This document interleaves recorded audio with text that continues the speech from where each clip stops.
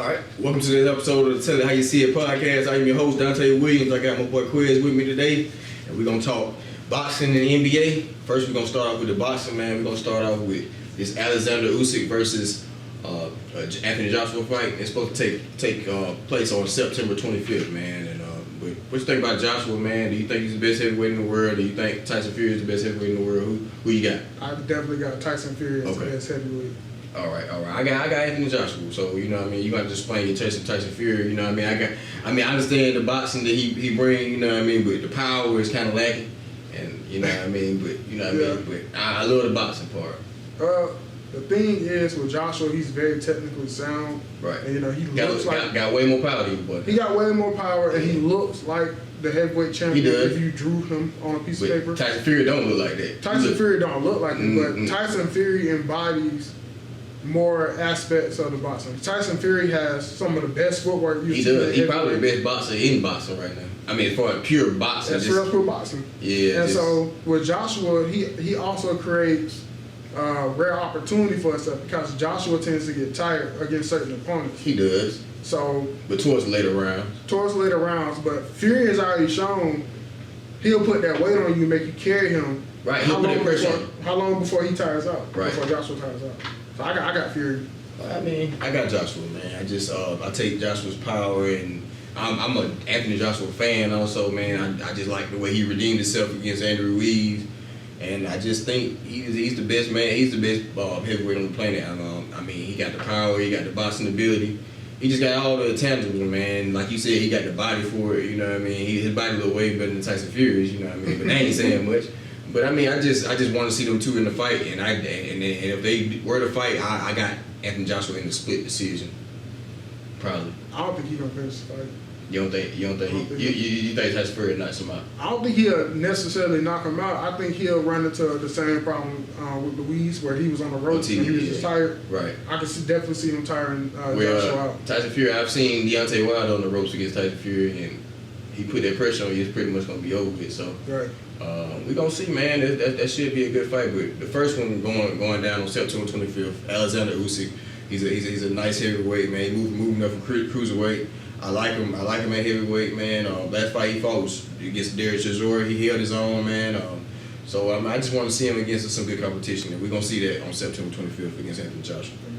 But next, man, we're gonna talk about the money man in boxing, with Canelo. You know, hey, big money Canelo, man. I mean, he's the most busiest fighter in boxing, man. This man, he guaranteed he gonna fight 3 times a year at least. I mean, like he gonna he gonna fight in September, he gonna fight in May. You know what I mean? Them dates for the Mexicans. You know what I mean? Them Mexican dates. You know what I mean? So Mexican Independence Day and Cinco de Mayo, he gonna fight him. He guaranteed to fight him them days. But I mean, we're gonna talk about this fight he got coming up, man. Hopefully this fight gets made, which. This is pretty much the only fight that he needs to make right now. The 168 division, he can be undisputed if he fights Caleb Plant, and he beats Caleb Plant. But because he has three of the belts, and Caleb Plant has 1. So if he beat Caleb Plant, he gonna be undisputed. So what do you think about that fight and what Caleb Plant got to offer against Canelo? I know he don't have the power, you know what I mean, to keep Canelo off of him, but he does have the boxing ability.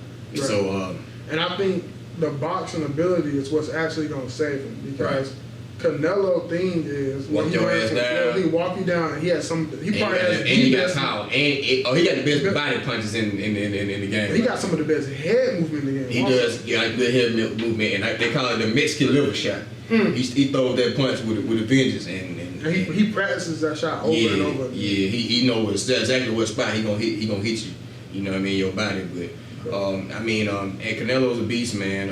I just want to see him in the ring with better competition. But this is a step up in competition, Caleb Plant.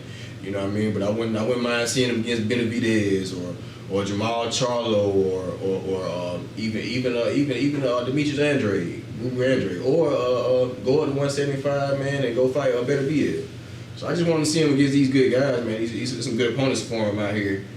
After he fights Caleb Plant and gets undisputed, man. So, but as far as this fight, man, I think Canelo about to knock out in probably 10 rounds. I want to argue against it, but I don't. If that don't happen, then Caleb Plant gonna go the distance, and it's probably gonna be Caleb Plant. I mean, it's probably gonna be Canelo by decision. I need Caleb Plant to sneak something in there. He got to show him He something ain't no that power, he just didn't just expect. keep him up off of him, you know. Right. I need that jab to be crisp. Oh, it is Chris. I need to Caleb, be Chris. and he throw the double jab too, so yeah. Right. Caleb got the boxing ability, man. So I just want to see him. And then Canelo had a problem with boxers. Mm-hmm. He do have a problem. Like, you know, he had, you know, if you just want to sit in there toe to toe with him, He'll go ahead. he'll go head to head. But them guys that move around, he don't want to walk you out all night. You know what I mean? He don't want I need Caleb to show me something. I just need if he gonna can show get you ahead, he can just get ahead in the and hold it. scorecard. Right. That's all he got to do. Just But I'm sure that's what a lot of people said going into a fight with Canelo. yeah. Like, you know, I'm gonna take a quick lead and then hang back Just and cruise the chase rest of it. the fight. And it don't work. It don't work, yeah, right. All right, yeah, we're gonna get started with this Jermell Charlo versus Brian Castano fight, man. This is for undisputed at the 154 division. Man, Jermell is my favorite twin out of Jamal and Jermell. I mean, Jermell is actually fighting the good competition at his weight class. He got 3 of the belts at his weight class. He's on the pound for pound list, in my opinion, and he's really gonna be up higher on the pound for pound list once he gets this belt and becomes undisputed. So I mean, I just like Jermell, man, and what he brings as far as his power and what Derrick James, trainer of the year, you know, the best trainer in the game, and what he's teaching Jermell and what he's teaching Errol, man, them guys some beasts, man, and they held on their own right now, man. Him and Brian Castano is gonna fight, and Brian Castano is no pushover, so it's gonna be a good fight. He's a champion at the division. So it's gonna be a good test for him, man. Lions only though. You know, I'm with Lions only all day, man. Jermell Charlo, I'm with you, man. Let's get this done. Let's get this undisputed. But what you think about Jermell, man, and his career and where he's going? You already know said it. Right, like I man. said, he keep on his same path. He hit this belt. That allows him to get more access to better competition. He gets to prove himself. Man, I say after he get this belt, I say go move up to 160, and then Jamal go move up to 168 because you know they ain't gonna never fight each other. They're twin brothers. So I mean, just you know, what I mean, go ahead and do that, and then eventually, you know, Eric gonna take over 154 anyway. Yeah. So I mean, like if Eric don't get this Terrence Crawford fight after the Manny Pacquiao fight, he moving to 154. It's over. It's over. He can't make weight at 147 no more. He getting too heavy. So it's time for Jermell to move up, and it's time for Eric to move up. So we're gonna see, man, on July the 17th, what Jermell got, man. And we're gonna see this strap season, man. Lions only. Hopefully he go ahead and take care of business, man, so he can go and get that undisputed and move up higher on that pound for pound list, man, and get the respect that he deserves. Jermell Charlo is the best of the Charlo twins. Jermell and Jamal. Lions only. I would rather get Canelo.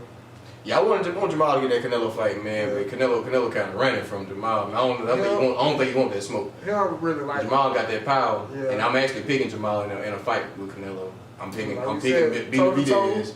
Canelo go toe to toe with anybody, but Jamal, he will also go toe to toe with anybody, like that. So we're gonna see, man. But hopefully Canelo get in the ring with some of these good opponents, man.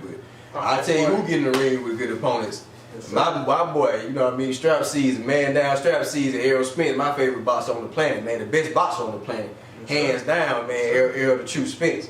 147, the big fish at 147 welterweight. You know what I mean? He going against Manny Pacquiao, man, on August 21st, man. It's gonna be a huge fight. I mean, what you think about Errol and his projection and where his career is going, man? Like, I think what he doing in boxing right now? It's real funny that people don't give him his respect for where he almost died in a car accident. Right. He comes back, he ain't fought in a year or more.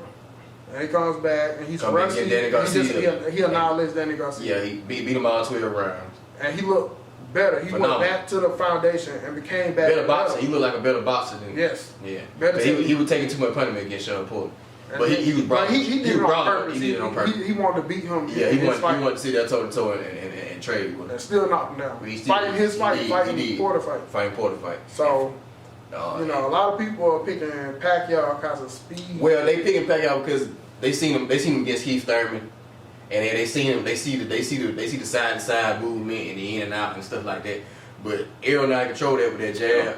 And he gonna walk you, put you. He gonna walk him down. He too big for Manny also. Way too big. So it's like I think Errol gonna come in about 170. You know Manny gonna come in at his regular 148, 150. Yeah. And it's gonna be about 20 pounds different, at least 15 pounds different. Well, I don't even think Errol need it. I think what's he don't need it, but I just know that Errol blow up. So he gonna blow it at least 160 fight night. He gonna be at least 160, 162. And the thing is, Pacquiao's style matches up perfect for what Errol Spencer's. What I predict Errol Spence. Yeah, he come forward. He coming forward. He gonna come forward. He ain't playing no defense. Pacquiao likes to leap in. Right. So I feel like as soon as Errol feel that his power, he goes, I can take that. Right. He gonna walk him into a punch. Right. Cause Pacquiao reckless, so he gonna try to unleash that left hand. He gonna counter him. Right. And so you think? Oh, right. This is the retirement fight for Manny Pacquiao. It's over with. It's gonna get ugly. I'm just gonna predict it right now. It's gonna get ugly. I'm predicting the knockout. I'm predicting the 9-round knockout. It's gonna get ugly, man. I mean, man taking this fight for the money. I'm thinking, man, because he's been trying to get back Floyd for a long time. And he got that belt that Errol want. And if Errol get this belt, he gonna have 3 at the welterweight division. And I don't want to hear nothing, no Terence Crawford, no 50-50. We 70-30 all day long. If my boy get 3 belts at the welterweight division, we going 70-30. Take it or leave it. If you want to take it, we can make the fight. If you want to leave it, I'm going at the 154. I'll leave you at 147. Take care of them guys. He gonna have to take it because he already facing criticism. They like, who have you fought? He ain't fight nobody. Bob Arum ain't getting him no fights over at top rank.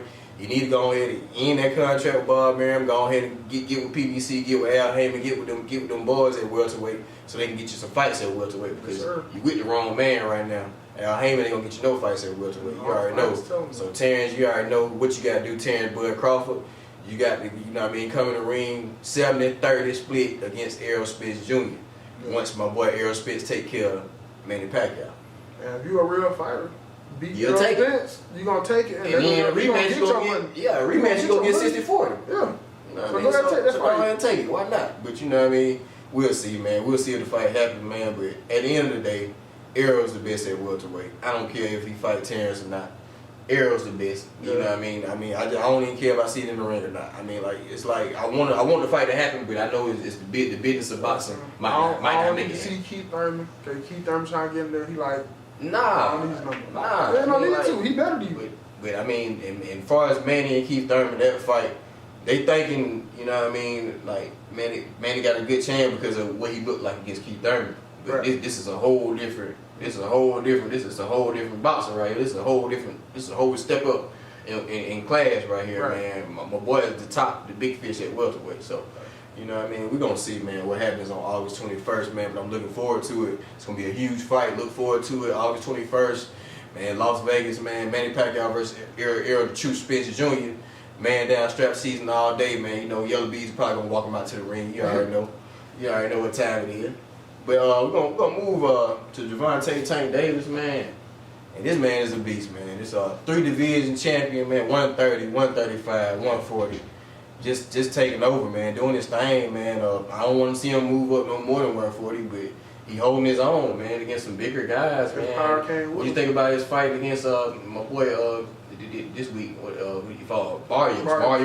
Yeah. So I think it's also funny because, you know, people always question whether he can box. You know, he's just power. Right. So he showed a lot of skill. Right.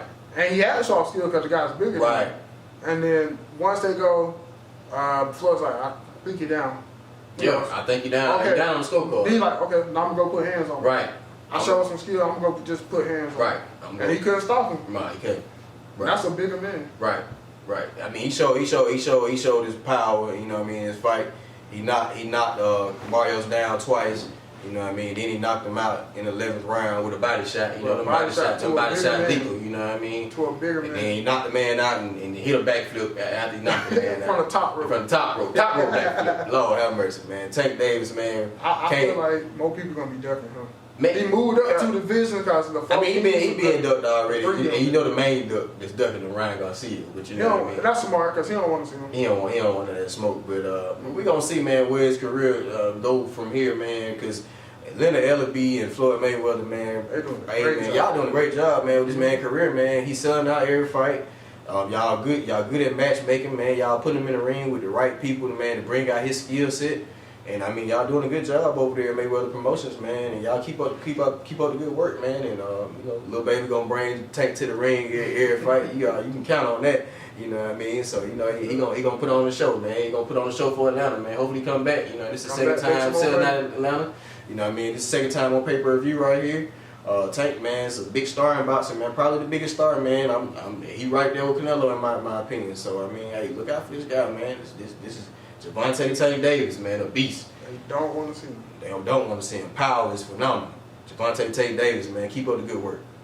All right, man, we're going to get to some basketball now, man. Second round of the playoffs, man. I ended this last show with 2-0.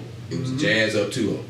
So, man, just what you think about how this series ended? This series ended in 6, the Clippers way. What you think about that? I don't know what it is about the Clippers, but they like to wait until it's do or die to show up. Yeah, they went down 2-0 twice against Dallas and against Utah. Yeah, I don't know what it is, but it's almost like they don't take you seriously until they have to. Right. And then they show you who they are, the talent that they really what they should be. Right. They play up to their talent. I don't understand it. I don't get it, but that's what it is. I will say this: Utah Jazz, y'all stunk it up. Y'all had number 1 seed all year, and y'all got to the playoffs once again and stunk it up. I done told these folk about the Utah Jazz. I don't want to hear nothing about no Jazz. Y'all, they've been talking about that all the regular season. Then when they get to the playoffs, you already know what's gonna happen. So I don't want to hear nothing about no Donovan Mitchell, no Rudy Gobert. None of that. No Jazz talk. I don't want to hear it. Y'all done. Y'all ain't never gonna be nothing. Y'all ain't shit. Y'all ain't gonna never be shit. What? How would you fix him? How I fix him? You gotta blow that shit up. You gotta get rid of Rudy some kind of way, but you can't get Rudy. You can't trade Rudy for a box of cookies because you done maxed him out. Yeah. So it's like, and then he got exposed in the playoffs. Yeah, so he can't play defense on the perimeter. Mm-hmm. If you got a 3-point shooter, if you got somebody that's gonna bring him out to the 3-point line, he is not gonna be able to defend them. Mm-hmm. He can't defend stretch fours, and he can't defend fives that go out to the 3-point line. So he's a liability on defense. Yeah. He is not DeAndre Ayton. DeAndre Ayton is a different caliber center that can go out to the 3-point line and defend shooters. So I mean, it's like, Utah Jazz, man, y'all. I mean, I like the coach, I like Quinn Snyder, man, but y'all gotta fix that roster, man. Donovan, I like Donovan, but you gotta get rid of Rudy. Rudy is the answer to get rid of, but you can't. How you get rid of him? Yeah, you gotta have to throw. You gotta do what my Celtics did with Kemba Walker. Yeah. We had to throw in a first round draft pick just to get him out by just to save $40 million. Yeah. So we had to do. So I mean, but we gonna the Clippers won this series, man, in 6. I hate they wasn't healthy, you know what I mean, for the rest of the playoffs, man. I hate my boy Kawhi hurt his knee, man, because they had a real good chance to win it all. Yeah. But I mean, hopefully they'll be back next year. You know, Kawhi's a free agent, but you know, he probably gonna come back. You know, they got a good squad. I mean, they can be right back in the same place. Where you go to the Lakers? Yeah, they don't have cap space. Yeah, that's a soft cap though. Nah, they don't have no cap space. No. Oh no, you don't. No. Just a wrap for that. That's not even imaginable. They had cap space at first and he turned that ass down. Yeah. He made the right decision. But we're going to move on to the Sixers versus Hawks series. Hawks won this series in 7 games. Talk about your Hawks, man, and Trae Young, and man, how he took over this series and how the guys played, man. John Collins and the good coaching you get from Nate McMillan. Man, and they talked about Nate like a dog at first. They was like, oh, Nate is like 1-11 in his last. Man, Nate doing this thing, man. He don't erase that. Man, he just needed a superstar. He ain't had nobody in Indiana. He ain't had a superstar in Indiana. So, I mean, he got what he needed. What I think this series really showed was on the Hawks side, the Hawks don't give up, and the Hawks are now embodying the complete opposite of what Atlanta sports typically is. Where it's like Atlanta sports is you get a big lead and you blow it in an impossible way. And now the Hawks are coming in. They say, "Nah, this the real A." And they come in and they say, "We down big. It don't matter. We down 20. We down 20. We got these 3-point shooters. We good. We down 26 against a obviously better team. It don't matter. They went down against the Bucks, man. I thought that game was over with, and they came back with a vengeance. Came back. I'm talking about Joel Embiid. I mean, you got Ben Simmons talking he gonna shut down Trae and all that, and it don't matter. And I think Trae it's really embodying the heart of Atlanta too. Where you talking about a little man and they talking about changing rules just so he can't do the things that he do anymore. He really 5'11". Yeah, he 5'11". And he come out there and he getting people to jump into him and stuff like that. He gets some good screens by Clint Capella and John Collins, man. That's a good big man. Man, Hawks got some good 4s and 5s. They need to keep them together for a little minute. They'll be a good combination. They're honestly a team because sometimes it's like Trey takes over, he gonna do 50% of the scoring. But there are times when Trey is down and now Bogey show up. Shouts out to Bogey, man. Shouts out to Gallinari. Shouts out, man, all them shooters. Kevin Huerter. All of them. Man, y'all, man, Hawks, man. Clint Capella with the Larry Bird. They're deep, man. That's a deep squad. That's a team. Imagine when DeAndre Hunter come back. That's a team. Like his defense is phenomenal. I love his defense. So I mean, like they need it in this series too. Right, definitely. I mean, but Cam Reddish doing this thing. They came back. You know what I mean? I'm proud of him. You know what I mean? Hey, future bright for the Hawks, man. They gonna be. I can see them in these kind of finals again next year, man. I really can't see. The thing is now where this opens up. Now who can we get? Now people gonna be willing to come to Atlanta. They got money just to play with Trey. They got a little money now. Yeah. They got a little money. So we might lose John Collins, we might not. But that's what you don't. That's what I don't want to happen. Yeah. But then I go, man, who can we get though? Because now people are gonna want to. If you do lose John Collins, then you be playing just one big man, which most of the league is playing one big man these days anyway. They play a stretch four. So I mean, if you do lose him, you can replace him with I wouldn't mind. I'd rather. He's going to be expensive. He's trying to get max, and I think he's shown. Somebody gonna give him $30 million. But he's shown a little bit. I don't think he's worth it, but somebody gonna throw it at him. And whether it be, I think he's worth more like a 25. I give him 25. That's my thing with Atlanta. They're not gonna match no 30. That's what I'm saying. Look.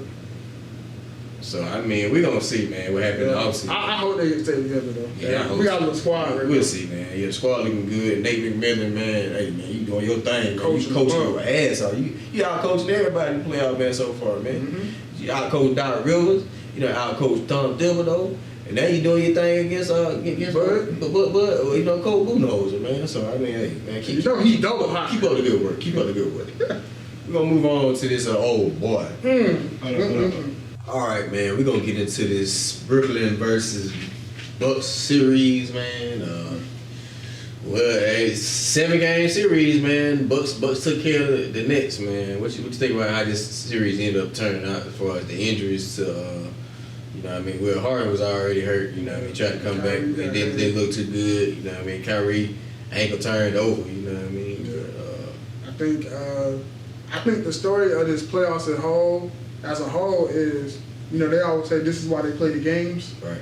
Because, I mean, I was like, this is sweet. Like, you know, after games 1 and 2, I'm like, this is over with. Then Harden's already down. But then Kyrie goes down. You know, basically Kevin Durant has to do it himself, and he has to come out game, if you could say he came out. He has to come out game where he scores like a 48-point triple-double.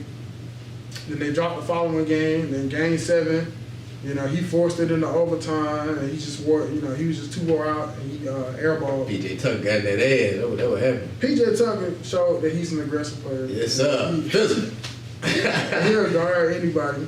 Yeah. But guard him. He still got cooks on too, though. Yeah, of course he did. But hey, man, the physicality, man, that's the best I done seen somebody guard Kevin, man. Hey, that's his type. That physicality took over. Yeah. And we seen what happened in overtime. 0 for 6 in overtime. He was tired already. And he shot an air ball. He was tired already. So I mean, hey man, I don't want to hear all that time stuff. 0 for 6. 0 for 6. Kevin Durant went 0 for 6 in overtime. But how many points he had in the game though? Hey, how many points all that? Somebody happened in the clutch time when there was time when your team needed you the most. His team was on 0 for 6. He needed his team the most. His team was like, he ain't needed his team the most, but at the end of the day, all these folks talking about you the best player on the planet. I need you to take over in overtime. You know what I mean? He took over that game. Notice I said these people, not me. So you don't think who you think the best player on the planet? Oh, Claw. I'm taking Claw all day. Kawhi? all day long. You already know what time it is. Kawhi? Hey man, don't question me on my show. This is Kawhi Leonard territory. Oh man, I like Kawhi. Bro. Yes sir, the clock. Yeah, that's my. You gotta play. That's my favorite. That's my favorite player. I like him too. But I like him better. Your boy gotta play. Your boy tore his Achilles not too long ago. So you know what I mean. Hey, it is what it is. You know what I mean. Stuff happens. You know what I mean. But PJ Tucker, props to you. You got up in Kevin Durant. You played defense. I'm a defensive guy. You know I like defense. So hey, you did your job. You got physical with Kevin Durant. You got up in him.